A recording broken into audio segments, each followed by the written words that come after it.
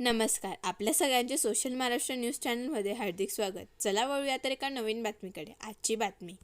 धुळे महानगरपालिकेने रिटायर कर्मचारी तसेच सध्या कामावर असलेल्या कर्मचाऱ्यांचे वेतन आणि पेन्शन ही वेळेवर करावी, तसेच 7वा वेतन आयोगाचा फरक अद्यापपर्यंत दिला गेला नाही, म्हणून आज धुळे महानगरपालिकेचे रिटायर कर्मचारी यांनी एकत्र येत धुळे महानगरपालिकेच्या गेटावर महानगरपालिकेच्या विरोधात होळी पेटवत निषेध आंदोलन केले.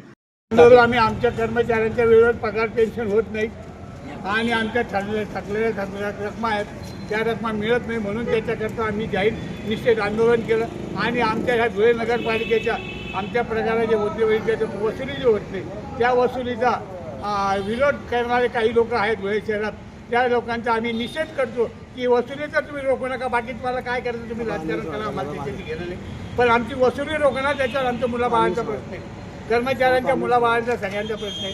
बाकी काय असेल तर तुमचं राजकारण तुमचं जो, तर आम्हाला आमच्या ज्या राहिलेल्या 8-10 वर्षापासूनच्या ग्रॅज्युटी रकमा, हरकत राज्याचा पैसे आणि 7व्या वेतनाचा फरक, अजून पगार वेळेवर झाले पाहिजे 5 तारखेला. आणि महाराष्ट्र शासनाने हा चेक, आमच्या ग्रँटचा चेक 30 तारखेला दिला पाहिजे, म्हणजे ते 5 तारखेपर्यंत सगळ्यांना पगार मिळतील. एवढ्याकरता आमचे आंदोलन आहे, म्हणून हा निषेध होळी म्हणून आम्ही आज तिथे होळी करतो.